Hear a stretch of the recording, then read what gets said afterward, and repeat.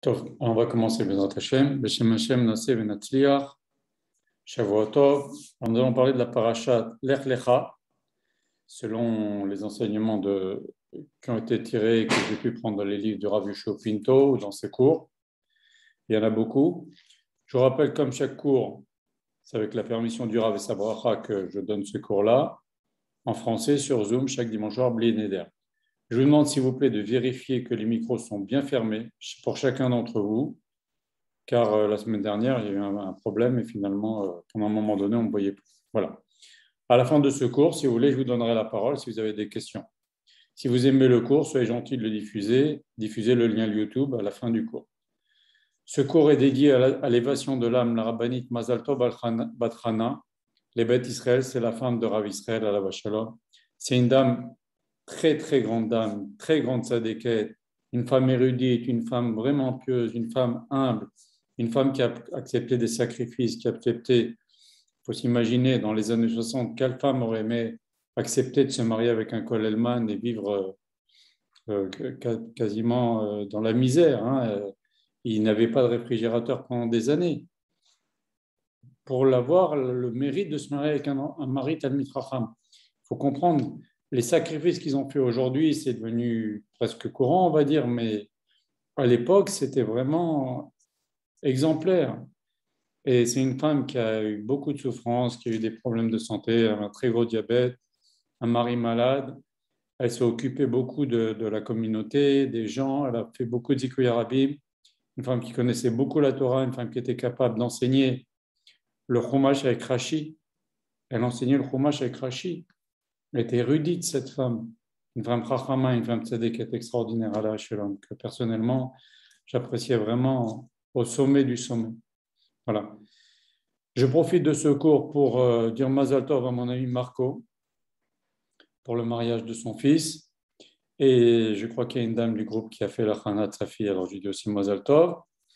Et je dédie ce cours aussi à la Refoua Shelema de mon ami Aaron, un membre de notre groupe, Aaron Avner Pariante, Ben Monique Esther, et il ratonne que son opération se passe à merveille, Bezrat Hashem, et qu'il soit guéri les gamins. Alors on va commencer à parler un peu des éléments qu'il y a dans la parashat Lech Lecha qui ont été commentés par le Rav Pinto. Déjà au début de la parasha, il y a marqué, Akadosh Baruch Hu, il a dit à Avraham Avinu, Lech Lecha part, et Rachid nous dit, Akadosh Baruch Hu lui a promis, si tu pars, je te donnerai des enfants, je te donnerai Parnassa. Mais à la fin, qu'est-ce qu'il y a marqué? Va Gedela Shemecha, je grandirai ton nom. Alors on va poser la question, qu'est-ce qu'il en a à faire? Ça veut dire quoi? Je te fais un kavod, tu auras beaucoup de kavod, c'est ça que ça veut dire. Vagela Shemecha, ça veut dire ton nom sera connu dans toute la région. Qu'est-ce qu'il en a à faire avant Avinu que son nom soit connu dans toute la région? Ça va lui servir à quoi? En quoi c'est le moment qu'Akadosh Baruch Hu lui dise, maintenant, tu sais, tu vas partir. L'histoire de l'épreuve de Lech Lecha, c'est une épreuve. Il a quitté non seulement son foyer, mais il est arrivé dans un endroit où il connaissait personne. Et ça a duré 65 ans. Akadosh Baruch Hu l'a fait se déplacer en Eretz Israël et il ne savait pas où il devait s'arrêter. Il a continué, des fois un an, des fois 6 mois, des fois un moment. C'était des tribulations à l'intérieur d'Eretz Israël. Ce n'est pas facile. Akadosh Baruch Hu lui dit, Bagadla Shemecha, je vais agrandir ton nom. Et alors? Moi, je peux comprendre. On lui promet des enfants. C'est vrai, c'est un miracle parce que Sarah ne pouvait pas avoir d'enfants. Sarah n'avait pas d'utérus, nous dit l'Agma. Parnassa, il avait des vrais problèmes de Parnassa, Abraham Avinu, quand il arrive en Égypte. Quand il est arrivé en Eretz Israël, d'ailleurs, ce qui est extraordinaire, c'est qu'à peine il a mis les pieds en Eretz Israël, et une nouvelle épreuve, il y a eu la famine. Et donc, il est obligé de descendre en Égypte. Il n'avait même pas de quoi descendre en Égypte pour aller s'acheter à manger. Il a été obligé, nous dit Rachid, d'emprunter de l'argent. Et nos textes aussi nous disent qu'il était obligé d'emprunter de l'argent pour s'acheter à manger pour lui et sa femme pour descendre en Égypte. C'est quand même, quand Baruch lui dit pars, tu auras Parnassa, et où est la Parnassa? Il est obligé d'emprunter de l'argent pour s'acheter à manger. Bon, c'est des épreuves.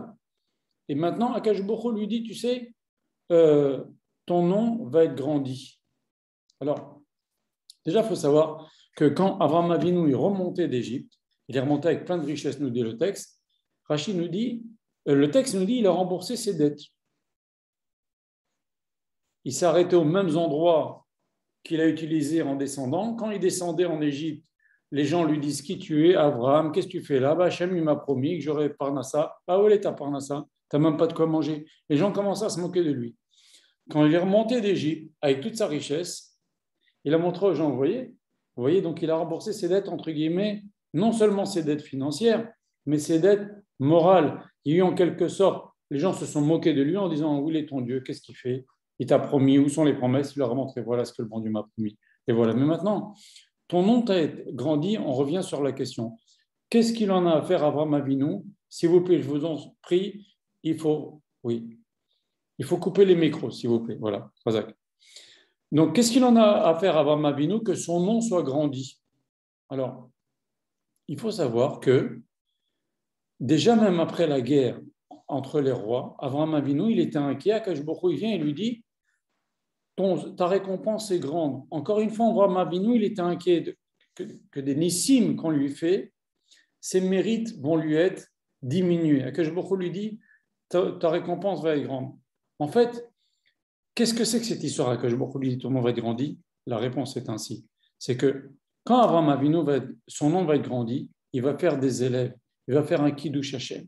Et ce Kiddush Hashem qu'il va faire en faisant des élèves, comme nous disent les Chachamim, Abraham Avinu, il convertissait les hommes, Sarah Imanu convertissait les femmes, ça va faire un Kiddush Hashem tellement grand que ses mérites vont augmenter. C'est vrai qu'il va y avoir des nissim. Quand il y a des nissim, les mérites vont descendre, il va y avoir un S, il va avoir un enfant, ça va être un S, ses mérites, on va lui prendre un peu de ses mérites. Quand il va gagner les guerres contre les rois, on va lui prendre un peu de ses mérites. Quand il va avoir Parnassa en arrivant en Eretz Israël ou avec le Nes qu'il va y avoir en Égypte, on va lui prendre un petit peu de ses mérites, mais on va les lui rendre comment? Vagadea Shemecha. Quand Akash Baruch Hu va faire qu'Abraham Avinu soit connu, qu'il va faire des élèves, il va faire un Kiddush Hashem. Le Kiddush Hashem est un mérite tellement grand qu'il peut récupérer les mérites qui sont partis par des nissim. Et où est-ce qu'on voit ça? On voit ça que, en fait, on a une banque dans le ciel. Quand on fait des mises-votes, eh ben, on rajoute du crédit dans notre banque.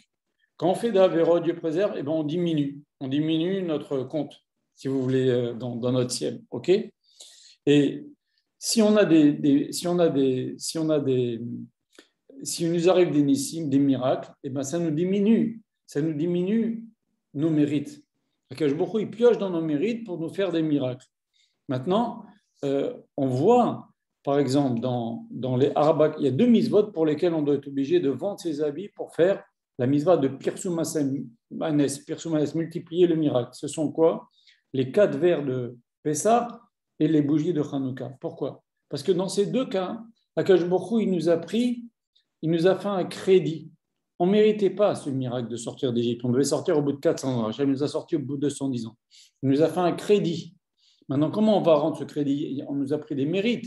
Comment on va rendre ce crédit? En faisant un Kiddush Hashem. Et comment on va faire un Kiddush Hashem? En faisant la multiplication du miracle, le Pirsum Manes. On va être obligé d'acheter l'herbe à Kosot, même s'il faut vendre ses habits. Pareil pour les bougies de Hanouka. On n'est pas censé gagner la guerre contre les Grecs. Ils étaient 10 fois plus grands que nous, et ça, je l'ai déjà dit. Du fait qu'Akash Baruch Hu, il nous a fait un S, il nous a diminué dans notre compte là-haut. La seule façon de récupérer ce crédit qu'Akash Baruch Hu nous a fait, non seulement il nous a pris des srouillottes, mais il nous a fait un crédit. Il nous a fait un crédit de mérite. La seule façon de récupérer, c'est de faire un Kiddush Hashem. Mais comment? En faisant Pirsum Maslem, en allumant les bougies et que tout le monde le voit. C'est comme ça que ça fonctionne.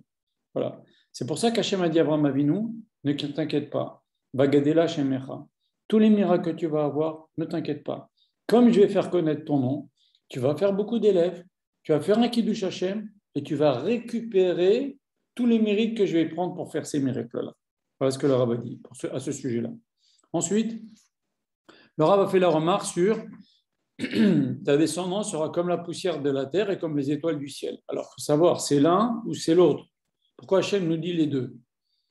Alors, le Rav a fait une belle remarque. Il a dit que Akadosh Baruch Hu a voulu dire à Abraham Avinu qu'il aura 2 sortes de descendance.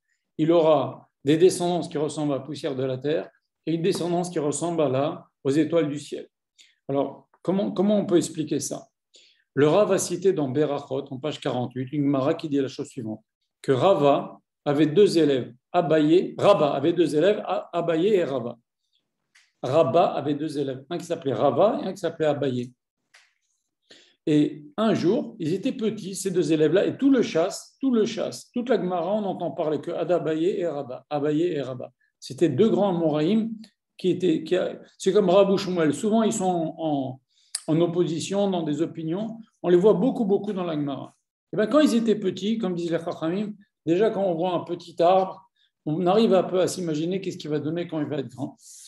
Le Rabba, il a dit, dites-moi, il a pris les deux élèves, Abaye et Rabba, qui étaient jeunes, il leur a dit, dites-moi, le Dieu auquel on s'adresse dans nos prières, qui nous a demandé de faire ces mitzvot, où il se trouve? Eh bien, Abaye, qu'est-ce qu'il a fait? Il est resté dans le Beth Midrash, il a montré le toit, il a dit, Hachem, il est là, il est dans le ciel. Et Rava, qu'est-ce qu'il a fait? Il est sorti, il a demandé à son Rav, viens avec moi. Il est sorti dehors du Beth Midrash et il a montré le ciel. Et quelle est la différence entre les deux? C'est que l'un comme l'autre, bien sûr, il savait qu'il y avait Akadosh Baruch Hu, mais l'un, il a dit, moi, je reste dans le Beth Midrash. Et par le mérite de mon étude, je vais être discret comme la poussière de la terre, et par le mérite de mon étude, ça va déborder, ça va faire des mérites pour toi, Israël, et c'est ça qui va encourager les autres à se rapprocher de la Torah. Et ça va les renforcer. Quand quelqu'un il vient, par exemple, Rav Israël, une période de sa vie, il est venu, il a fait un collège à Sarcelles, et il a fait des élèves, qui ont eux-mêmes fait des élèves, etc. Mais le fait qu'il y avait un centre de Torah, ça a beaucoup diffusé vers l'extérieur. Comme dit le Chazon Ish aussi, la Torah, c'est comme un verre de kidouche. Quand tu remplis un verre de kidouche jusqu'en haut, un homme, il se remplit de Torah, la Torah, elle déborde. Ça aura une influence, immanquablement, cela aura une influence sur l'extérieur. C'est bien connu, il y a des villes en Eretz Israël où, par exemple, il y a un Beth Midrash qui s'est installé, et d'un seul coup, il y a des femmes qui ont envie d'aller au mikvé. Alors qu'avant, on ne pouvait pas leur en parler du mikvé. D'un seul coup, où il y a des hommes qui ont envie de mettre les tefilines. Ça a une influence, ça influe l'air. D'accord? Maintenant, Rabat, lui, c'était une autre technique. Il a dit, moi, je sors. Je vais vers l'extérieur. Je vais faire des élèves. Il y a deux choses. C'est plus vers les étoiles du ciel. C'est plus visible. C'est comme les étoiles du ciel. C'est ça qu'a dit Akadosh Baruch Hu. Tu auras des élèves comme Rabat et comme Abaye. Des gens qui restent en Beth Midrash, des gens qui sortent comme Rabat. Qu'est-ce qu'il a fait, Rabat? Lui, c'est comme les étoiles du ciel. C'est-à-dire que en qualité, bien sûr, pas en quantité, on ne parle pas de quantité là-bas. Le peuple d'Israël, c'est un peuple le plus petit, c'est marqué dans le Sefer Devarim. On est le plus petit peuple du monde. Mais Akadosh Baruch Hu, on est très important pour lui. En qualité, on est comme les étoiles du ciel. Qu'est-ce qu'il a fait, Rava? Lui, il est sorti, il a montré à Akadosh Baruch Hu. Il dit, moi, je vais sortir. Et qu'est-ce qu'il a fait? Il a été encourager les autres, parler aux autres, leur apprendre la Torah, donner des cours à gauche, à droite, sortir. Lui, sa technique, c'était de sortir et de rapprocher les gens. Il n'a pas dit, moi, mon mérite de mon étude, ça va approcher les gens, ça va avoir une influence sur l'extérieur. Non, moi, je vais sortir, moi, je vais parler. Et vous savez que Hillel a dit une chose extraordinaire. Il a dit, dans Berachot, page 63, Beshaat Kanes Pezor, Beshaat Pezor Kanes, c'est-à-dire que quand tous les Juifs sont à l'intérieur, ils sont chez eux, ils n'étudient pas tellement, etc. Pésor, sors, va à leur rencontre, fais comme Rabat, va les chercher, parle-leur, influence-leur. Rav Israël aussi, il faisait ça, hein, mais par exemple, c'est ce que le Rav, vous voyez, le Rav, il donne des cours un peu partout, tout le temps, il voyage, il donne des cours, il donne des cours. Il n'arrête pas. Et il continue, il dit, Béchat, Pésor, Kanes. Et quand, l'Aïnara, il y a des cours de partout, eh ben, tu peux à la limite te permettre de te concentrer un peu dans ton étude. Mais il faut s'occuper des autres. Et le Rav, il dit qu'on est dans une génération où même si on est dans une génération, il n'y a jamais eu autant de Torah que dans notre génération. C'est vrai, il n'y a jamais eu autant de Beth Midrash. Il n'y a jamais eu autant de yeshivot. Les yeshivot sont pleines. Comme il n'y a jamais eu, même de l'époque de la Gemara, il n'y a pas eu comme ça. Il n'empêche que dans notre génération, on doit continuer à s'occuper des autres. On doit aller vers eux. Et ça, c'est très, très important. Le Rav dit que chacun, à son niveau, il a une sphère d'influence, une capacité d'influence. Il y a des femmes, elles sont capables de raconter des histoires à d'autres femmes, des encouragements, des livres Torah. Il y a des hommes, ils sont capables d'enseigner la Gemara, et des hommes, ils sont capables d'enseigner la Halacha. Chacun a une capacité. Il y en a qui sont capables d'ouvrir un centre de Gmilut Chasadim. Chacun a un rôle dans la communauté. On ne doit pas être un numéro. Et aujourd'hui, pourquoi le Rav insiste là-dessus? Malgré qu'il y ait autant de Torah et autant de yeshivot pleines, autant de gens qui étudient la Torah comme il n'y a jamais eu dans les générations, parce qu'il y a encore plein de juifs qui ne demandent que ça, qu'on vienne leur expliquer, qu'on vienne leur parler, qu'on vienne les encourager, avec un lachon, avec une langue douce, avec de la gentillesse, avec un bon exemple. Donc, chacun, il a ce travail-là. Donc, le Rav nous encourage à faire ça. Et donc, c'est ce que a dit Akadosh Baruch Hu à Abraham Avinu. Il lui a dit, ta descendance sera comme la poussière de la terre, comme Abaye, il reste à la yeshiva, il est discret, mais son srout influe quand même immanquablement sur l'extérieur, ou comme Rava, qui sort, comme les étoiles du ciel, qui sort et qui encourage.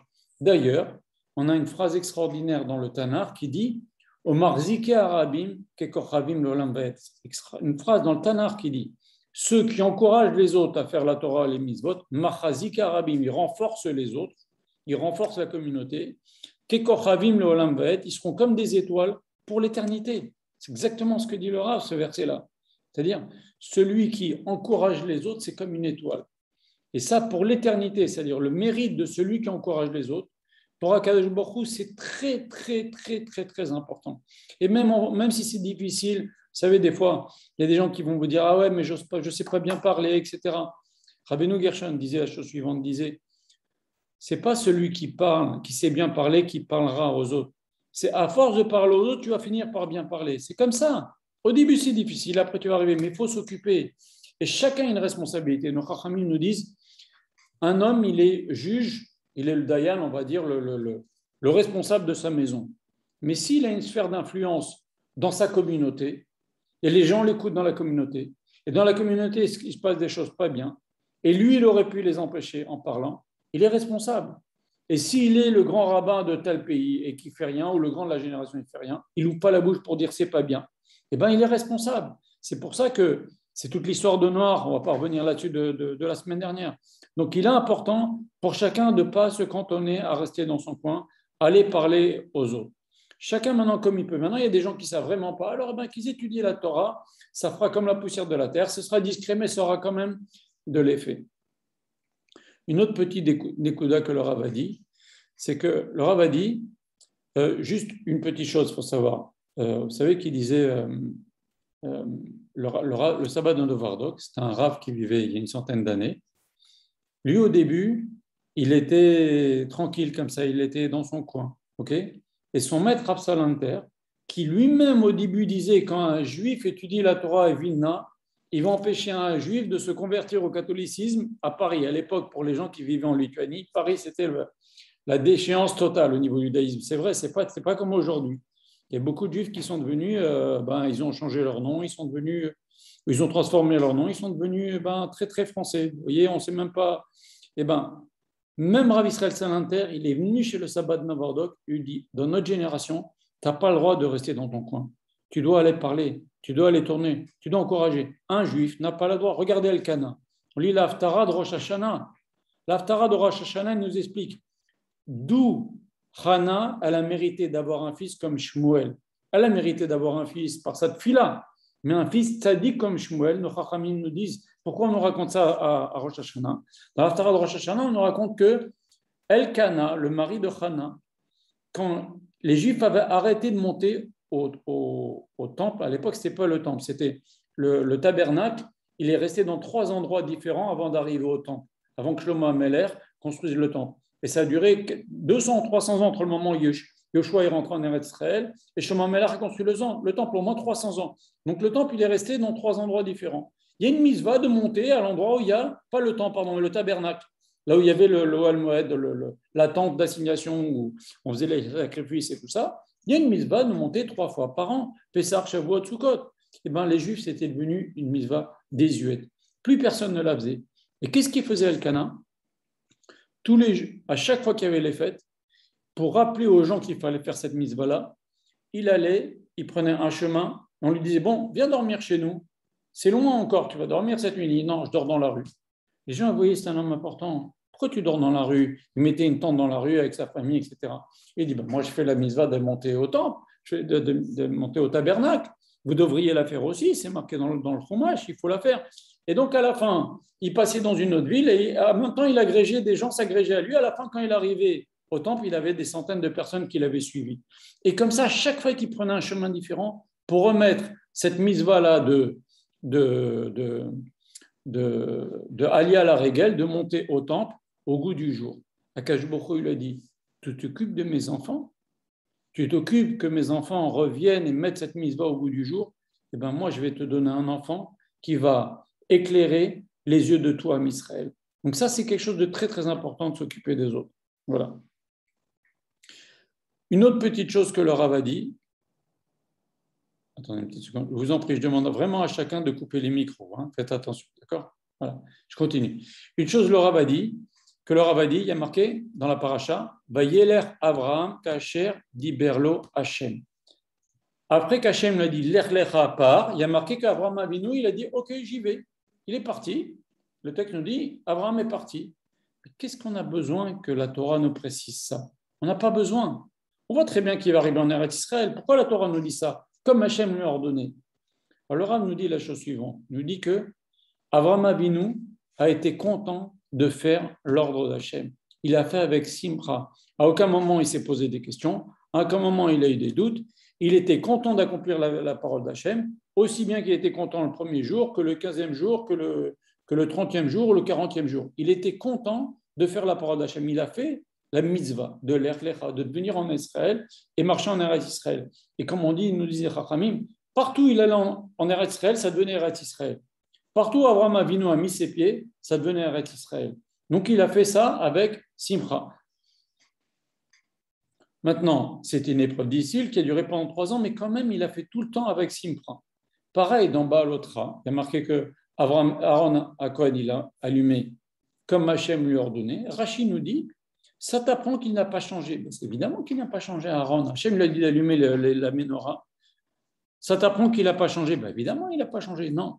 Il a fait la mitzvah la 100e fois comme il a fait la première fois, avec la même simcha. Et ça, c'est pas facile. Et ben, c'est ça que nous apprend le verset. Il y a marqué que Abraham, il est parti en Israël comme Hachem lui a ordonné, avec la même simcha. Il n'a jamais baissé. Et ben, qu'est-ce que ça nous apprend tout ça? Il faut savoir que des mitzvot, on ne reçoit pas de récompense sur terre. Il n'y a pas quelque chose de matériel qui peut être équivalent à la récompense d'une mitzvah. C'est pour ça que les Chachamim disent les mitzvot, elles sont pour en haut. Le dernier verset de Parashat Va'etchanan, il y a marqué les mitzvot, on est sur terre pour faire les mitzvot. Et Rashi nous dit, nos Chachamim nous disent, on machar les kabel sachar. Dans l'autre monde, on reçoit la récompense. La récompense des mitzvot n'est pas dans ce monde. Mais, regardez, il y a une histoire bien connue à Mir. Les Juifs, ils étaient à Mir en Chine ou à Shanghai, ils étaient pendant la guerre, ils avaient vraiment des problèmes, les yeshivas de Mir étaient là-bas à Shanghai, ils étaient coincés, ils avaient vraiment des problèmes, même pour manger. Et un élève a dit à son rosh yeshiva, il lui dit, est-ce que je peux dire à Kadosh Baruch Hu, prends-moi le mérite d'un jour de mise de tefillin et donne-nous à manger. Son rav lui a dit, c'est comme si tu allais chez le boulanger pour acheter une baguette et tu les payais avec un billet de 500 € ou 500 $ à l'époque, ou 500 yens, je ne sais pas, vous comprenez? Tu ne peux pas, c'est inacceptable, c'est complètement, ça ne va pas. La récompense, le cœur de la récompense est en haut. Il y a quelques mitzvot, nos Chachamim nous disent, une Mishnah dans PA, dont on reçoit les fruits sur terre et la récompense, le capital là-haut. Ce sont le respect des parents, faire du chesed, recevoir des invités, aller à la synagogue, voir des malades.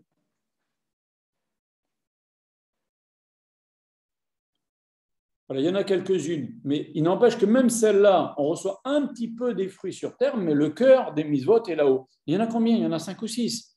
Toutes les mitzvot, on reçoit la récompense là-haut. Seulement, la simcha, la joie que l'on met en faisant les mitzvot, ça, on l'a sur terre. Et c'est ça qui est extraordinaire. Et c'est ça que vient nous apprendre ce verset. Abraham est parti, comme Hachem lui a dit, avec la simcha. Et ça, cette récompense-là de la simcha, on l'a dans ce monde. Il y a des choses pour lesquelles la mitzvah, c'est vrai qu'on ne reçoit pas la récompense, mais il y a des choses qui sont liées à la mitzvah qu'on le reçoit sur terre. Ce sont quoi, par exemple? On a dit la mitzvah et la hitla avut. La hitla avut, c'est faire la mitzvah avec flamme. Cette simcha qu'on a pour faire la mitzvah, la hitla avut qu'on a pour faire une mitzvah, ces deux choses-là, on les reçoit sur terre. La récompense de la mitzvah, on la reçoit après, mais la récompense, la joie d'avoir fait la mitzvah et de la hitla avut, de l'avoir fait avec flamme, on la reçoit sur terre. Et ce n'est pas tout. Pareil, la fatigue et les efforts que l'on fait pour faire une mitzvah, c'est aussi quelque chose que l'on reçoit sur terre. On a la récompense sur terre de notre vivant. Pareil, on va en parler un petit peu plus tard, mais une mitzvah que l'on n'est pas obligé de faire, eh ben, on reçoit une récompense dans ce monde. C'est un chidouche.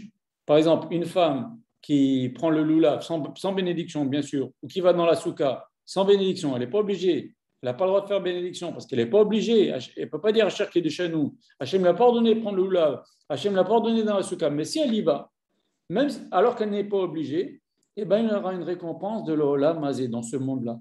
Et ça, c'est extraordinaire. Et c'est ça que nous apprend ce verset. La simcha, la joie pour faire la mitzvah, la flamme pour faire la mitzvah, la fatigue et les efforts aussi pour faire la mitzvah, parce que des fois c'est difficile. On aura la récompense dans ce monde et aussi faire une mitzvah que l'on n'est pas obligé de faire, on aura la récompense dans ce monde. La Gemara nous raconte quelque chose d'extraordinaire. Il y avait un rav qui avait besoin de parnassa. Qu'est-ce qu'il faisait?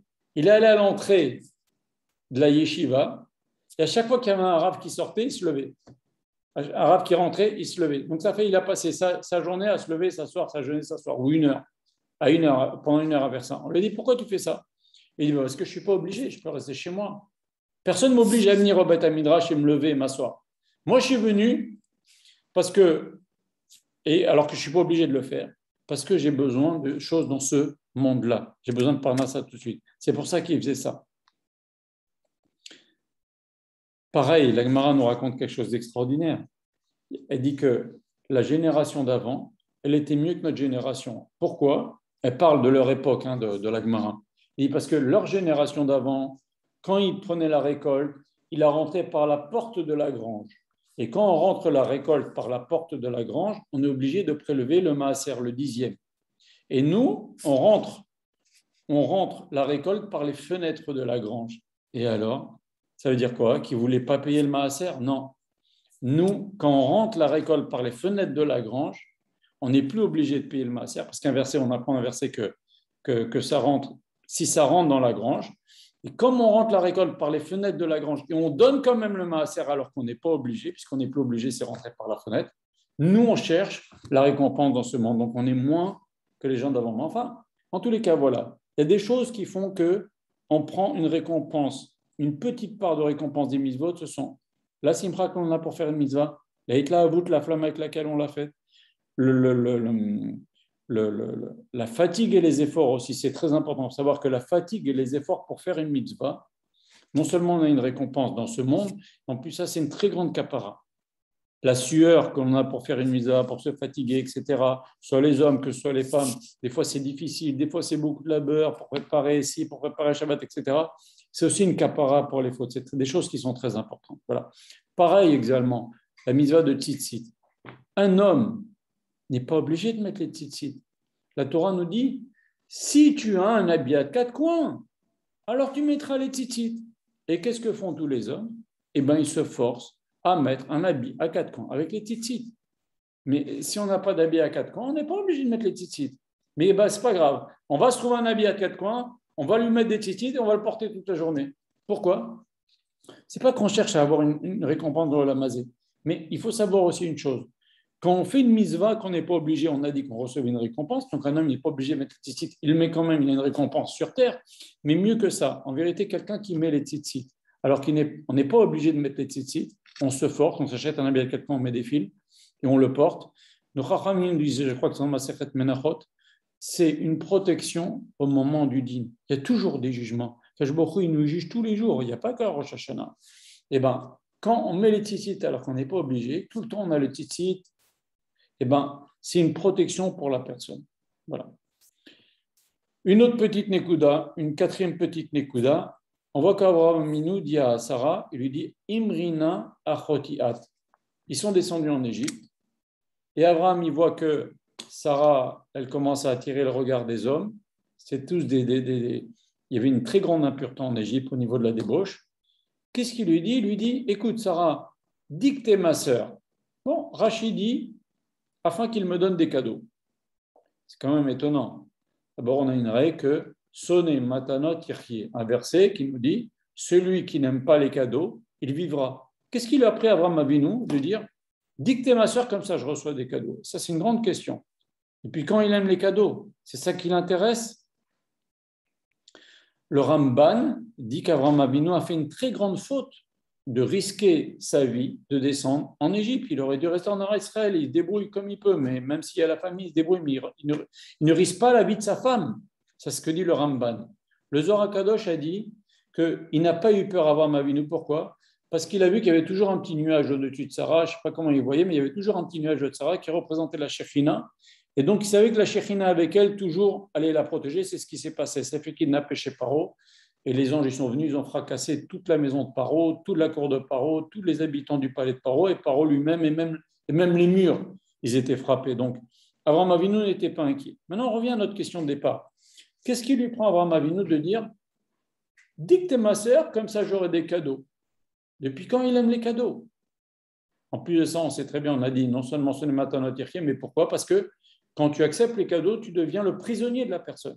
Il t'attend en retour, il t'a filé un cadeau, il t'attend un beau jour, il va te demander un service. Donc tu deviens son prisonnier. Pour ça que le Melech a dit ce n'est matin. Alors qu'est-ce que ça veut dire? Pourquoi il a demandé ça? Alors Abraham Avinu, il ne voulait pas de cadeaux. Mais qu'est-ce qu'il voulait? Il a dit, quand ils vont venir me donner des cadeaux, ils vont donc parler avec moi. Si je dis pas, si on dit que je suis ton mari, ils vont venir une nuit à 2 heures du matin, ils vont me zigouiller, je n'aurai même pas le temps de parler avec eux, je n'aurai même pas le temps de les calmer, je n'aurai même pas le temps de négocier. Si tu dis que tu es mon frère, que je suis ton frère, pardon, ils vont venir me donner des cadeaux et donc ça va se passer en négociation. Ils ne vont pas me tuer par surprise. Ce n'étaient pas des cadeaux qu'ils recherchaient. S'ils cherchaient Abraham Avinu, c'est de ne pas être tué par surprise. Ils vont être bien obligés de venir négocier avec le frère. On ne va pas le tuer, le frère. On va faire les choses avec kavod. Tiens, voilà des cadeaux, je veux me marier avec ta sœur. Donc au moins, il a eu la vie sauve. C'est ce qu'il lui dit d'ailleurs. Et Chayita Nafshi Bigaler, grâce à toi, je vivrai. Donc, quand on vient lui donner des cadeaux, on va négocier. Et alors, on va négocier. Eh bien, il ne se fait pas tuer brutalement, mais en plus de ça, il aura peut-être s'il sent qu'il y a un danger, il aura peut-être la façon de leur parler pour les calmer et pas se faire tuer. Et ça, c'est important de comprendre que quelqu'un qui se conduit, qui fait attention, qui ne dit pas des gros mots, qui ne dit pas du lachon hara, qui se conduit bien, sa bouche a une influence sur les autres. Il peut les calmer, même si c'est quelqu'un qui est mal intentionné. On va sentir quelque chose lorsqu'il va nous parler qui va faire qu'on va tout de suite devenir moins agressif. Regardez, c'est bien connu d'ailleurs que quand quelqu'un a une crainte, quelqu'un vient vers soi pour nous faire du mal, il y a une ségoula, première chose à faire, fais-le parler. Si tu lui fais parler, déjà ça fait descendre d'un cran les projets d'agression des gens. Ça, c'est un grand truc. Rav Israël m'avait raconté une histoire. Il était en Afrique du Sud, à Johannesburg, et c'était le soir. Il y a un mec, un géant comme ça, qui vient vers lui. Il sentait qu'il allait se passer quelque chose. Qu'est-ce qu'il fait, Rav Israël? Il sort un bonbon, il lui donne un bonbon. Le mec, il a pris le bonbon. Il n'avait plus envie de se bagarrer avec lui. Il n'avait plus envie de l'agresser parce qu'il prenait de l'argent pour une yeshiva, etc. Vous comprenez? Donc, la parole, ça peut calmer beaucoup les choses. C'est ce qu'il a voulu avant ma vie. Ils vont me donner des cadeaux, et moi, je vais pouvoir parler avec eux. Et ça nous rappelle une histoire dans Masechet Avodah Zarah, page 11, avec Onkelos. Onkelos, il a commencé à fréquenter les Chachamim, c'était un goy. Okay, il a commencé à fréquenter les Chachamim. Vous savez, la traduction dans le Chumash, la traduction en araméen, c'est Onkelos qui l'a fait. C'était un goy, mais à la fin, il est roi HaKodesh. Et Onkelos, il a commencé à fréquenter les Chachamim et il a commencé à avoir une petite barbe. Il a vu son oncle qui était César, il a vu qu'il changeait un petit peu. Il lui a dit, mais qu'est-ce que tu fais? Il lui dit, bon, non, j'essaie de faire du business. Tu peux me donner un conseil pour le business? Alors son oncle lui dit, écoute, moi je te donne un conseil. Prends quelque chose qui n'a pas de valeur dans un pays et amène-le dans un autre pays et tu le revendras. C'est le début de l'import-export. Et donc, il s'est rendu compte qu'il est devenu juif. Alors là, ça ne lui a pas plu. Il a convoqué, il lui a dit, qu'est-ce que tu fais? Il dit, ben voilà, moi tu m'as dit de prendre quelque chose qui n'a pas de valeur. Aujourd'hui, le judaïsme n'a pas de valeur aux yeux des Romains. Mais un beau jour, ça aura une très grande valeur dans le monde. Donc c'est pour ça que je l'ai pris maintenant. Il dit, mais t'es fou, il lui a crié. Bref, à un moment donné, à la fin, son oncle en a eu marre, il lui a dit, il a voulu le faire tuer. Donc qu'est-ce qu'il a fait? Il a envoyé des soldats pour attraper Onkelos, pour l'attraper et le tuer. Le ramener au palais, le tuer. Et les soldats sont venus, et Onkelos leur a parlé, c'est ce que je disais tout à l'heure. Il leur dit, qu'est-ce que vous voulez? Ben voilà, ton oncle nous a envoyé pour t'attraper. Il dit, mais pourquoi vous voulez m'attraper? Eh bien, parce que tu t'es converti au judaïsme. Et il leur dit, mais le judaïsme, c'est beau. Papa. Il a commencé à leur parler, il les a tous convertis au judaïsme. Alors là, l'oncle a été très, très fâché. Le Gemara nous dit qu'il a envoyé encore d'autres hommes. Et ces hommes sont venus pour l'attraper. Et la Gemara nous raconte qu'il leur a parlé et aussi il les a calmés. En parlant, il leur a dit, mais pourquoi vous voulez m'attraper? J'ai rien fait de mal, j'ai fait que la Torah et d'Hachem, et Hachem il est là, Hachem vous ne le voyez pas, mais il est là, il dirige, et il attend de nous ça et ça et ça. Ils sont tous convertis au judaïsme. À la fin, il a envoyé une troisième équipe de soldats. Il leur a dit, interdit de parler avec mon colosse. Vous l'attrapez, vous le sortez, vous l'amenez au palais de force. Ils sont venus, ils n'ont pas parlé, ils l'ont attrapé en colosse, et on dit une seconde. Il a mis la main sur la mezouza. Et ils lui ont dit, qu'est-ce que tu fais? Il leur a expliqué, ben voilà, le mezouza, c'est le nom d'Akadosh Baruch Hu qui nous protège même quand on est à l'extérieur. Il a commencé à parler, il les a convertis au judaïsme. Donc, en vérité, la parole, une personne qui tient sa bouche avec sainteté, s'il craint Hachem, il pourra changer les gens. Évidemment, il faudra pour cela qu'il ait une tenue convenable, une tenue dans le sens, une conduite convenable. C'est bien connu que vous prenez, par exemple, quelqu'un qui se conduit très, très mal, ok, mais il peut vous faire une super explication de Torah, et bien il n'arrivera pas, et Rabbi Nachman de Breslev parle de ça, quelqu'un qui se conduit mal, même si vous faites les plus beaux discours de Torah, il ne convaincra personne. Parce que les gens sentent si ce type-là c'est quelqu'un de droit ou si c'est quelqu'un de pas droit. Il n'aura aucune influence sur les autres. Donc il faut non seulement une bouche et une conduite sainte pour avoir une influence, mais il faut aussi faire attention à ne pas dire des gros mots, pas dire de la shama, etc. Voilà. D'ailleurs, il y a un verset dans Eshayahu qui dit la chose suivante. Akash Baruch Hu, il dit Al tir'i tolaat Yaakov. Akash Baruch Hu nous dit ne crains pas mon petit ver de terre, Yaakov. On a appelé nous les Bnei Israël des petits vers de terre, des petits vers qu'il y a dans les meubles. Alors, ce n'est pas flatteur que Akash Baruch Hu nous appelle comme ça. En vérité, oui, c'est très flatteur. Pourquoi? Parce que les Bnei Israël, leur force est dans la bouche. Prenez un ver de terre, et ce qu'il y a de plus faible, de plus fragile, il peut n'importe quoi. Même un chien, il lui marche dessus, il est mort, il est écrasé. Vous comprenez, même un chat, il est mort. Il écrase un ver de terre. Seulement un ver de terre, il peut, avec sa bouche, rentrer dans la terre. Avec sa bouche, il peut rentrer à l'intérieur d'un meuble. Sa bouche est extrêmement forte. On ne la voit pas, sa bouche. Elle est invisible, mais elle est extrêmement forte. Et la bouche des Bnei Israël, c'est ça que Baruch Hu nous appelle des vers. Notre force est dans la bouche. Un juif qui prie, il peut changer Maaseh Bereshit, il peut trouver son zivoug, il peut avoir la réfoua chez les mains, il peut prier pour les autres. Il y a des choses incroyables dans la paracha. Une petite parenthèse. Sarah a donné à Avram Avinu sa servante, Agar. Et Agar est tombée enceinte tout de suite. Donc elle a été avec Abraham, elle est tombée enceinte tout de suite. Et Agar a commencé à se moquer de Sarah. Il lui dit, ah, tu es ma maîtresse, mais toi, tu as vécu marié avec Abraham pendant des dizaines et des dizaines d'années, tu n'es jamais tombée enceinte. Moi, je me suis marié avec lui la nuit de noces, il y a eu un S, il est tombé enceinte. Jamais normalement une femme tombe enceinte la nuit de noces. Elle est tombée enceinte tout de suite. Donc moi, je suis une plus grande sadéquette que toi. Elle commençait un peu à monter sur la tête de Sarah. Sarah s'est énervée. Elle a mis la inara à Agar. Agar avait un petit bébé, elle l'a perdu. Et donc, elle est partie. L'ange lui a dit, reviens, tu vas avoir un enfant qui s'appelle Ishmael, etc. Mais à un moment donné, quand Sarah s'est énervée contre Agar, elle a crié contre Abraham. La Torah nous le rapporte. Dans le Sefer Torah, on va le lire ce Shabbat. Là, qu'est-ce qu'elle dit Sarah à Abraham? Elle lui dit, Hamasi alai, alecha. Hamasi alecha. C'est-à-dire, On a vu dans la parashat Noach, Hamas, c'est le vol de force. Tu m'as volé, elle lui a dit. Sarah a dit à Abraham Avinu, tu m'as volé. Tu m'as volé. Comment elle peut parler comme ça? Pourquoi la Torah nous rapporte ça? Vous savez, quand on prend le Sefer Bereshit, il y a que 2 mitzvot dans tout le Sefer Bereshit. Il y a la Brit Mila et le nerf sciatique. Jusqu'à tout le Sefer Bereshit et la première parashat Shemot, il n'y a que 2 mitzvot en tout et pour tout. Les 2 que je vous ai cités. Pourquoi la Torah nous raconte tout ça? Nos Chachamim nous disent c'est pour nous apprendre la conduite de nos avot. Nos Chachamim, dans Tana de Beliou, il y a marqué le Olam, toujours un homme, il doit se dire quand ma conduite va arriver à la conduite d'Abraham, Isaac et Yaakov. Pourquoi un juif doit dire une chose pareille? Quel juif peut prétendre que sa conduite va arriver à Abraham, Isaac et Yaakov?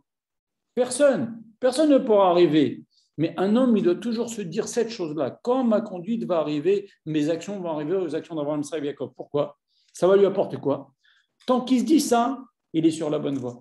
Tant qu'un juif, il cherche, il tend à ressembler à Abraham, Isaac et Yaakov. Et c'est pour ça qu'il y a tout ce Sefer Bereshit qui nous raconte la conduite d'Abraham, Isaac et Yaakov, même si ce n'est pas pour nous apprendre des mitzvot, c'est pour nous apprendre une conduite. Tant qu'on est avec l'intention de suivre la conduite d'Abraham, Isaac et Yaakov, qu'il y a dans le Sefer Bereshit, eh ben, on apprend une conduite, on est sur la bonne voie. Et maintenant, cette histoire-là que la Torah nous raconte de Sarah qui a dit à Abraham, elle lui a dit Hamasi Alecha, tu m'as volé. Rachid nous dit pourquoi tu n'as pas prié pour avoir des enfants? Sarah a demandé à Abraham pourquoi tu n'as pas prié pour avoir des enfants? Abraham a dit j'ai prié pour avoir des enfants. La preuve, j'en ai eu. Sarah lui dit mais tu m'as volé. Tu as prié pour avoir des enfants, toi. Tu n'as pas prié pour que nous ayons des enfants ensemble. Donc moi, je n'ai pas eu d'enfants parce que tu n'as pas prié pour qu'on ait des enfants ensemble. Donc tu m'as volé. C'est extraordinaire. Comment Sarah, elle parle? Vous savez Sarah, elle était plus qu'Abraham Avinu. Elle lui dit, tu m'as volé, ça veut dire une petite fila, une petite prière pour l'autre, pour le sauver de sa détresse. Tu ne le fais pas, entre guillemets, tu es considéré comme un voleur. Je raconte une histoire, il y avait une dame à Sarcelles, je ne citerai pas son nom, elle est une terra il y a au moins 20 ans, elle a eu la pauvre un cancer. Elle a eu 2 enfants et son mari s'est complètement écarté. Aujourd'hui, ses enfants, ils doivent avoir 20 ans.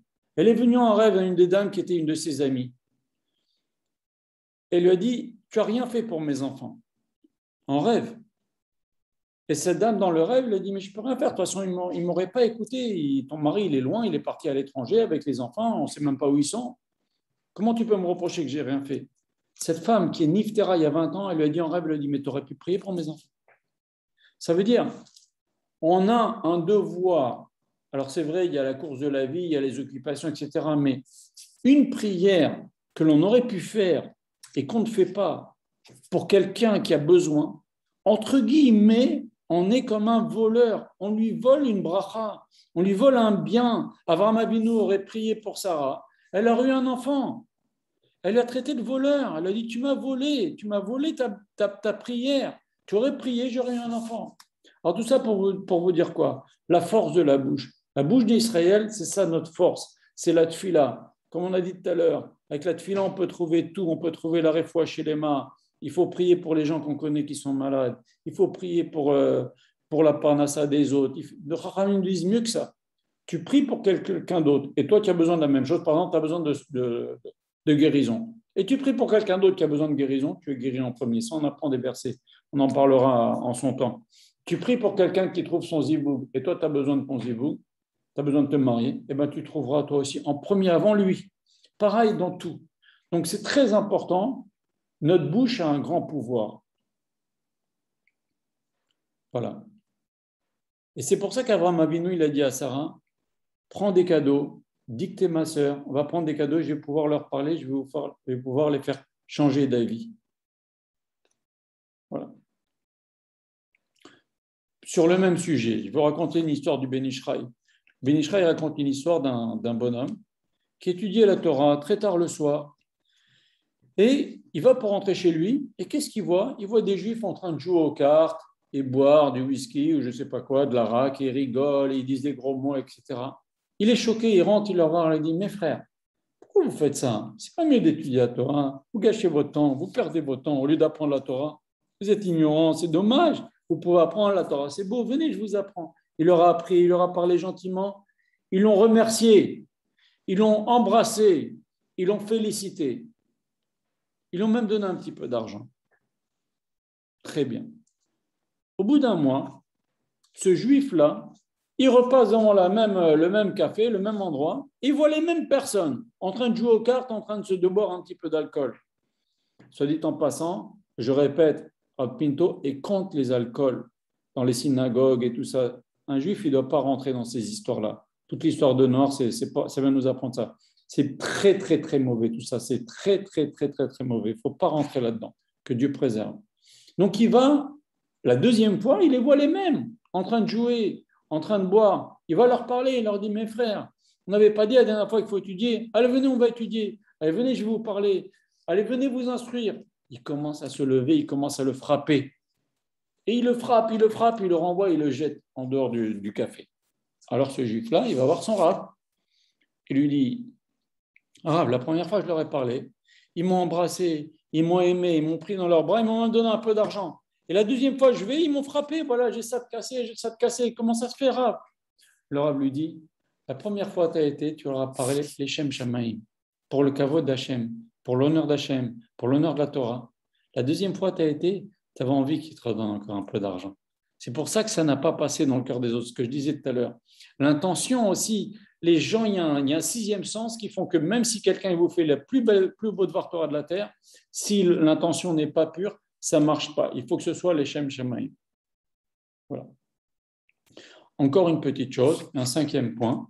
Il y a marqué dans la paracha, Vaï Riv ben Roy Mikne Avraham ou ben Roy Mikne Lot. Il y a eu une dispute entre les bergers d'Abraham et les bergers de Lot.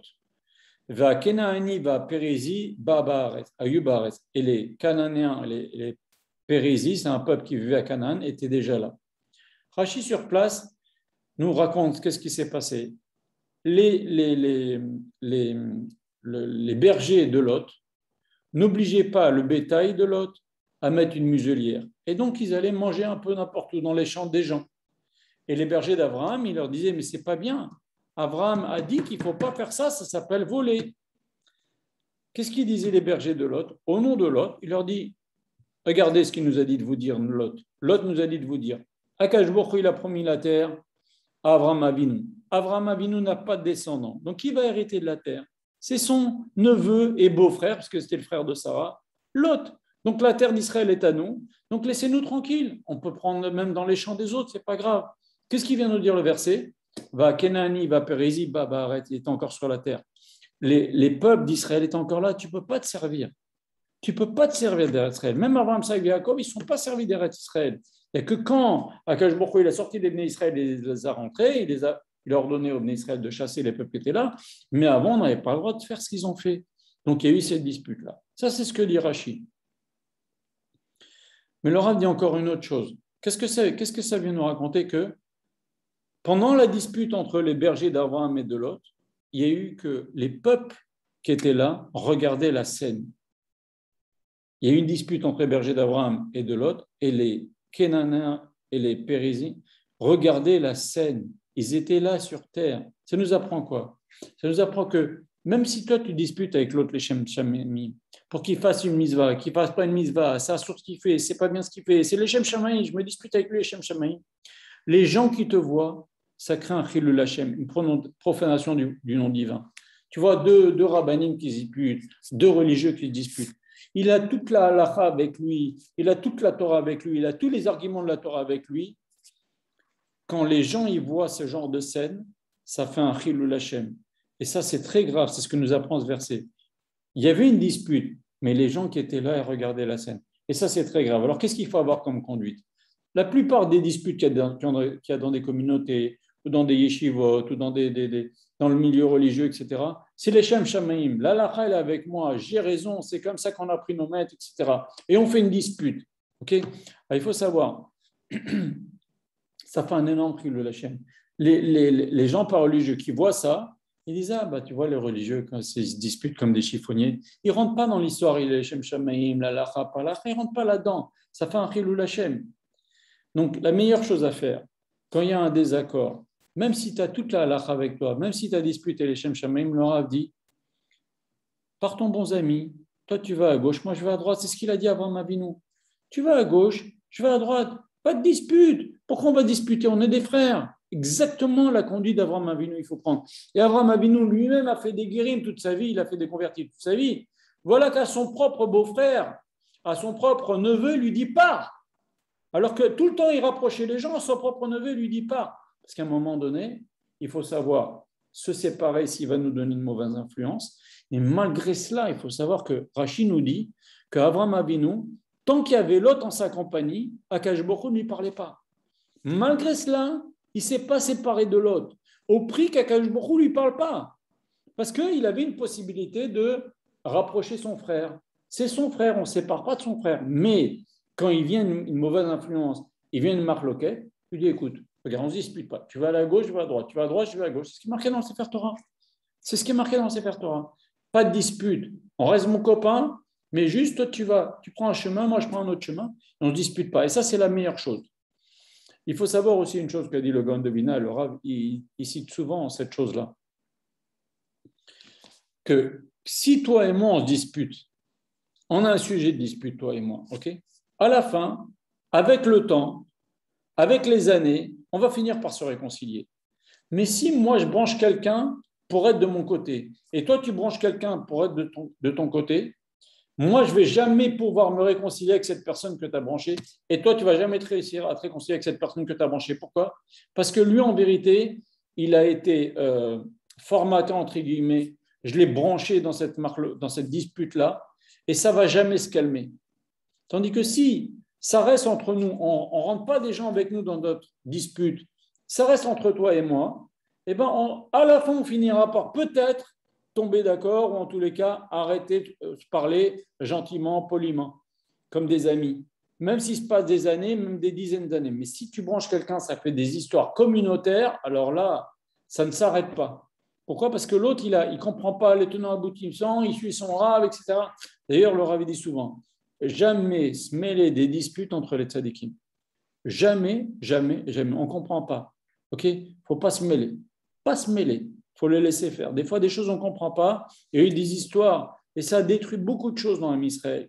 Les histoires à l'époque de le pauvre Rabbi Yonatan Lefshitz qui a été soupçonné d'avoir, même le Ramchal, les deux, ils ont été soupçonnés de suivre Shabbat Ha'izvir, Chas v'Shalom. Alors, aucun rapport. Mais ça fait des guerres, ça fait des histoires, ça fait des disputes. Tout ça, ça fait beaucoup, beaucoup de mal dans Israël. Il ne faut pas rentrer là-dedans. Pas rentrer là-dedans du tout. Moi, je me rappelle une histoire, j'ai pris une très grande leçon dans ma vie. Une fois, Rav Israël, on faisait Simchat Torah, un très, très haut Simchat Torah avec Rav Israël, et on avait l'habitude de faire dans une salle. Okay?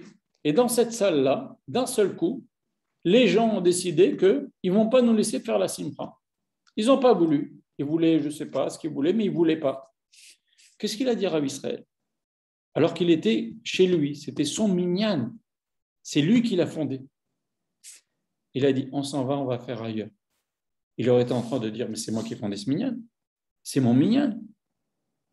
Je lui ai demandé à Israël, pourquoi vous avez dit qu'on parte? C'est votre minyan. C'est votre kollel. Pourquoi vous avez dit qu'on parte? Il m'a dit, j'ai compris que si on ne partait pas, il allait y avoir une guerre nucléaire. Donc j'ai dit, c'est pas la peine. C'est pas la peine, on s'en va. Mais ça, c'est une force. Parce qu'il a renoncé à son pur droit, il est en pur droit de rester. Mais ça aurait fait une histoire. Et ça ne sert à rien. Encore une petite Nekuda que Laura avait dit, la 6e. Avraham Avinu, Akash Baruch Hu lui dit, regarde, tu vas avoir une grande descendance. Qu'est-ce qu'il dit Avraham Avinu à Akash Baruch Hu? Il lui dit, En, lonatata ali, zera. Mais tu ne m'as pas donné Hachem de descendance. Veine ben beti yoreshoti. Voici que Eliezer, c'est lui qui va mériter, c'est mon principal élève. C'est lui qui va hériter tous mes biens. Tu ne m'as pas donné d'enfant. Et qu'est-ce que dit le verset suivant? Venid var Hachem elav lemor. Voici qu'Hachem lui a parlé brutalement. Hachem l'a coupé. Quand Avraham Avinu a dit En lonatati lezera, tu ne m'as pas donné une descendance. Hachem l'a coupé. Il lui a dit Venid var Hachem elav lemor. Hachem l'a coupé. Pourquoi Hachem l'a coupé? Parce que il faut comprendre qu'Avraham Avinu, quand il dit tu ne m'as pas donné une descendance, il fixe les choses qui n'aura pas de descendance. Hachem n'a pas voulu ça. Il faut savoir qu'avec sa parole, on fixe les choses. Il a été ouvert la porte au Satan, comme on dit. Alors, je vais vous lire deux histoires extraordinaires que nous raconte la Gemara à ce sujet. Faire très attention à ce qu'on dit. Et ça, c'est ce qu'on apprend de cette paracha. Regardez ce que nous dit la Gemara. Elle nous dit quelque chose d'extraordinaire. Dans la Gemara, dans Masechet Tuvot, page 23, il y a marqué, le père de Shmuel, il a sauvé beaucoup de Bnot Israël qui avaient été fait prisonnières. Et il les a ramenées dans son village avant de les ramener chez leurs parents, ces jeunes filles. Et Shmuel, il a mis un gardien qui était avec ces jeunes filles-là, ou plusieurs personnes avec ces filles-là, comme ça personne ne vient fauter avec ces jeunes filles-là. Shmuel a dit à son père, il a dit, mais papa, elles n'ont pas fauté quand elles étaient prisonnières. Hachem les a protégées jusqu'à maintenant. Pourquoi veux-tu que maintenant qu'elles sont dans un village juif, il y a quelqu'un qui va fauter, qu'elles se mettent à fauter? Pourquoi tu veux ça? Pourquoi tu as peur de ça? Qu'est-ce qu'il a dit le père de Shmuel? Il lui a dit, si c'était ta fille, tu aurais bien voulu que je mette un chômeur, un gardien pour protéger que personne ne fasse de bêtises avec elle. La Gemara nous dit, quelque temps après, la fille de Shmuel s'est fait kidnapper. Ça veut dire qu'en ouvrant la bouche, le père de Shmuel, en lui disant, si c'était ta fille qui était kidnappée, boum, il a ouvert la possibilité que sa fille fasse kidnapper. Et c'est ce qui s'est passé. Parce qu'il y a marqué un verset qui dit, Brit Keruta les Sefataim, il y a une alliance qui est faite avec les lèvres. Tu dis quelque chose, tu lui donnes de la vitalité. Le Zohar, il dit, tu dis quelque chose, il y a des anges qui sont là pour prendre ta parole et ils la gardent. Et à un moment donné, boum, ils la sortent. Tu fais une bêtise ou tu la sors. Et c'est ça qu'Hachem a voulu couper Abraham. Arrête de dire que tu n'auras pas de descendants. Tu fixes les choses, tu ouvres la porte au Satan de t'accuser. Et qu'est-ce qu'on nous dit dans la Gemara, dans un autre endroit, toujours avec Shmuel, dans Maseret Moed Katan en 18, nous dit, Pinchas, le frère de Shmuel, a perdu son fils. Dieu préserve. Et il faisait Shiva, il faisait les 7 jours de deuil. Shmuel est venu le voir. Encore Shmuel, qui est on ne peut pas imaginer la godlou de Shmuel. C'est lui qui a institué dans l'Amida, la machinim ba'aminimat etikva. C'est une des plus grandes brachot de l'Amida. C'est lui qui a institué, avec tous les secrets qu'il y a dans Shmuel, il a dit dans la Gemara, il a dit, les canaux dans le ciel, les chemins dans le ciel me sont aussi connus que les rues de ma ville. Oui, de qui on parle? Shmuel vient voir son frère, lui dit, pourquoi tu as les ongles longs? Il dit, j'ai perdu mon fils. Si tu avais perdu un fils, tu saurais ce que c'est d'avoir les ongles longs. Il a parlé comme ça. Quelque temps après, Shmuel a perdu quelqu'un dans sa famille. Il a été obligé de se laisser pousser les ongles. Vous savez, le premier mois, on ne coupe pas les ongles après le deuil. Donc, qu'est-ce que ça nous apprend? On doit avoir une très grande attention à ce qui sort de notre bouche. Même sans kavana. Même sans kavana. D'ailleurs, un verset qui nous dit dans Iyov, Ba'asher yagorti yavoli. Ce que j'ai eu peur m'est arrivé. Et si vous voyez l'histoire quand Yaakov s'est sauvé et que Lavan a couru après Yaakov, il lui dit, pourquoi tu te sauves? Yaakov lui dit, j'ai eu peur car j'ai dit que tu allais me prendre mes femmes et mes enfants. Il n'a pas dit, j'ai eu peur que tu allais me prendre mes femmes et mes enfants. Et j'ai eu peur car j'ai dit. Un beau jour, Yaakov Avinu s'est dit, oh là là, Lavan, il va me prendre mes femmes et mes enfants. C'est sorti de sa bouche. À partir du moment où c'est sorti de sa bouche, Yaakov il a commencé à avoir peur. Il a dit, j'ai ouvert la bouche au Satan, ça va m'arriver, il faut que je me sauve. Et regardez dans le verset, c'est marqué comme ça. Il a dit à Lavan, il a dit, j'ai eu peur car j'ai dit que tu vas me prendre ma femme et mes enfants. Parce qu'il a dit, c'est sorti de sa bouche, alors il risquait que ça arrive. Voilà. Je vais encore vous dire deux petites nékoudotes. Il est marqué dans la paracha, Vabechecha Baruch. Ça fait déjà 1 heure de cours, je vais être rapide. Il est marqué dans la paracha, celui qui te bénit sera béni, celui qui bénit Abraham et sa descendance sera béni, et celui qui maudit sera maudit. C'est-à-dire, un juif qui maudit un autre juif, c'est un boomerang direct. D'abord, la Klala, elle ne lui fait pas grand-chose à l'autre. Par contre, elle lui revient sur lui direct. Tu maudis un juif, tu te maudis toi-même en fait. Ça te revient direct. Jamais, jamais maudire un juif. Ça soit même qu'on se fait du mal. Il ne faut jamais oublier ça. C'est ce verset dans la paracha qu'on apprend. Celui qui te maudit sera maudit. Donc attention à ça. Maintenant, qu'est-ce que nous dit le verset? Qu'est-ce que nous dit la Gemara Yebamot? Il est marqué sur ce verset, Akadosh Baruch Hu, il a dit à Avraham Avinu, Afilu mishpachot adarot ba'adama, même les familles qui vivent sur la terre, il y a marqué, toutes les familles de la terre seront bénies par la descendance d'Abraham. Vous voyez les peuples, les pays où il y a des juifs, il y a la bracha. Les pays où il n'y a pas de juifs, il n'y a pas de bracha. Les juifs, ils sont partis de Russie, boum, c'est tombé. Les juifs, ils sont partis d'Algérie, Tunisie, boum, c'est tombé. C'est comme ça dans le monde entier. Les juifs, les pays où il n'y a pas de juifs, c'est des pays où il n'y a pas tellement de bracha, il n'y a pas tellement de richesse. Les pays où il y a des juifs, il y a une richesse, mais pas parce qu'ils font du business seulement. Ils apportent la bracha pas à cause du verset qui est marqué dans notre paracha. Veni brechu becha, comme Adama, toutes les familles de la terre seront bénies par toi. Et c'est ce que nous dit ici la Gemara. Il nous dit comme ça, il nous dit toutes les familles de la terre sont bénies. Qu'est-ce que ça veut dire? Akadosh Baruch Hu dit Avraham Avinu, toutes les familles de la terre, elles seront bénies grâce à Israël. C'est ce que je viens de vous expliquer maintenant. Et il y a un autre verset qui nous dit Veni brechu bo kol goyei haaretz, tous les peuples de la terre seront bénis par la descendance d'Abraham.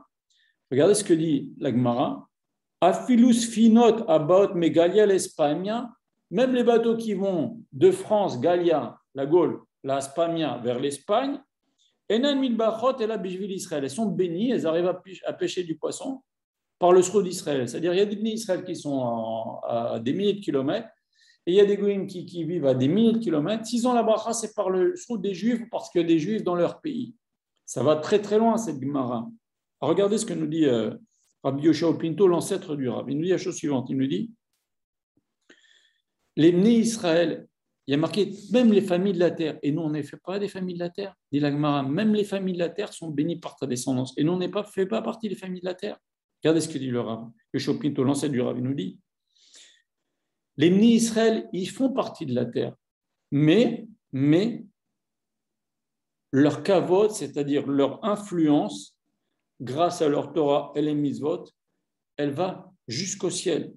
Par contre, les peuples du monde, ça va pas jusque-là. C'est-à-dire que quand un juif fait Torah et mitzvot, il apporte la bénédiction dans l'endroit qui l'entoure. Et c'est bien connu, quand il y a 70 anges dans le ciel, chaque ange pour chaque nation, quand les Juifs font la Torah et les mitzvot, comment dit la Gemara? Il nous dit, David Amelech a dit, j'ai été chassé d'Eretz Israël, on a voulu me faire Avodah Zara. La Gemara a dit à David Amelech, on a voulu lui faire Avodah Zara. Non, David Amelech a dit non. J'ai été chassé d'Eretz Israël et tout celui qui vit en dehors d'Eretz Israël, c'est comme s'il faisait Avodah Zara. C'est pas vrai. C'est pas vrai. Qu'est-ce que c'est cette Gemara qui dit que tout celui qui vit en dehors d'Israël, c'est comme s'il faisait Avodah Zara? L'explication, elle est très simple. Tu vis en dehors d'Israël, l'ange qui est responsable pour le pays, par exemple pour la France, l'ange qui est responsable de la France, de toutes les mitzvot que les Juifs français font, il prend un gros pourcentage pour les membres, les Français, de son peuple. Pareil en Angleterre, pareil aux États-Unis. Sauf en Eretz Israël. En Eretz Israël, il n'y a pas d'ange. Il y a beaucoup direct qui s'occupe d'Eretz Israël. Et donc, c'est ce que nous dit le verset. Toutes les bénies de la terre, les familles de la terre seront bénies par les bénis Israël. Les bénis Israël sont là. Le peuple parmi lesquels ils vivent en bénéficie. Pourquoi? Parce que quand un juif fait Torah mitzvot, ça fait descendre une bracha à l'endroit où il se trouve. C'est ça que nous dit le verset. Et c'est ça le grand principe. Même si les bénis Israël ils vivent sur terre, ils marchent sur terre, leur influence et la hashpa, l'influence qu'ils peuvent faire venir, eh ben, elle est énorme. Et vous savez, moi je vous raconte une histoire. J'étais un jour dans un train et il y a un Libanais, un catholique, qui me dit la chose suivante. Sa mère, catholique, lui dit, là où il y a les Juifs, il y a la bénédiction. D'ailleurs, il y a des pays qui veulent faire revenir les Juifs, comme au Maroc par exemple. On dirait qu'ils savent. Et ce n'est pas parce qu'ils font du business ou parce que c'est des commerçants, quoi que ce soit. Ils ont remarqué, c'est quelque chose qui est factuel. Là où il y a les Juifs, il y a la bénédiction. Et c'est ce que nous dit le verset. Et je termine là-dessus. Chaque Juif doit savoir, dans chaque action qu'il fait, il apporte une bracha et un déversement sur terre, un déversement de bénédiction sur terre. Et plus nos actions sont bien, sont propres, avec des bonnes intentions, ainsi notre hashpa, notre influence sur la terre sera grande. Et un juif, il doit se dire, il doit bien comprendre que le monde a été créé pour justement, pour qu'on fasse Torah Mitzvot, et c'est comme ça qu'il apportera la bracha dans le monde. Et d'ailleurs, une des explications, quand Akash Baruch Hu, il a dit à Moshe Rabbeinu, je vais donner la Torah sur le mont Sinaï, et vous serez pour moi Am Kadosh ou Mamlechet Kohanim. Qu'est-ce que nous disent les Chachamim? Ça veut dire que je vais vous donner un pouvoir, vous les Juifs, vous vivez sur terre, vous avez une influence sur tout ce qui se passe dans le ciel. C'est ça, Am Kadosh ou Mamlechet Kohanim. C'est ça aussi le verset qui nous dit Venu Brechu Becha comme Ishpachad Adama. Toutes les familles de la terre seront bénies par vous. On a une influence énorme par nos mitzvot. Et c'est ça qu'Akadosh Baruch Hu a béni Avraham Avinu. Dernière petite chose, je terminerai là-dessus.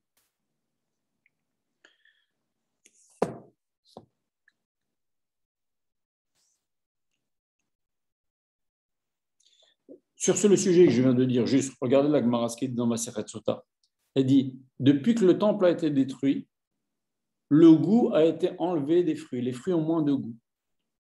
Et quel rapport? Quel rapport entre le temple détruit et les fruits ont moins de goût? Et justement, ça s'explique. Quand on apportait des corbanotes, c'était des fois des bikurim, c'était des fois des fruits, c'était des céréales, du pain, etc. Ça bénissait les fruits, ça bénissait les céréales, ça bénissait le bétail, ça bénissait. C'est ce que, bon, on ne va pas rentrer là-dedans. Mais on voit en tous les cas que l'action des Juifs au Beth Amikdash donnait une bracha dans le monde entier. Je termine sur une petite nekuda, ça fait déjà 1h08 de cours, je termine là-dessus. Il y a marqué qu'Akadosh Baruch Hu, à la fin de la paracha, il a donné la Brit Mila à Avraham Avinu. La question se pose, pourquoi Avraham Avinu n'a pas fait la Brit Mila avant? Puisqu'il faisait déjà toutes les mitzvot, nous disait Chachmim, même Eruv Tafshlin, c'est-à-dire même les mitzvot de Rabbanan. C'est Shlomo Meller qui a mis cette mitzvah. Bon, pas la peine d'en parler maintenant, mais en tous les cas, pourquoi il faisait tout Avraham Avinu? Pourquoi il n'a pas fait la Brit Mila avant? Alors, un peu, c'est ce qu'on a dit tout à l'heure. C'est que s'il fait la Brit Mila une fois, il ne peut pas la faire 2 fois. Or, la mitzvah de faire quelque chose une fois que ça a été ordonné par Akadosh Baruch Hu, la récompense est plus grande que celui qui fait une mitzvah alors qu'il n'a pas été ordonné. Même si celui qui fait une mitzvah qui n'a pas été ordonné, il a la récompense sur terre, mais la récompense dans le ciel, elle est plus grande si tu fais une mitzvah une fois qu'elle a été ordonnée. Je vous donne un exemple. Moi, j'ai une mitzvah qui m'a été ordonnée, je la fais, et vous n'êtes pas obligé de la faire, vous la faites. On pourrait croire que vous avez une plus grande récompense que moi. Pourquoi? Parce que vous n'êtes pas obligé de la faire et vous la faites quand même. Et bien moi, j'ai une plus grande récompense. Pourquoi? Le Chachamim nous explique, quand quelqu'un fait une mitzvah qui lui a été ordonnée, il a une plus grande récompense. Pourquoi? Car le Yetzer Hara l'en empêche. Tandis que vous faites une mitzvah qui ne vous a pas été ordonnée, vous la faites quand même, bravo. Mais Yetzer Hara ne va pas vous empêcher. Tandis que moi, c'est un exemple.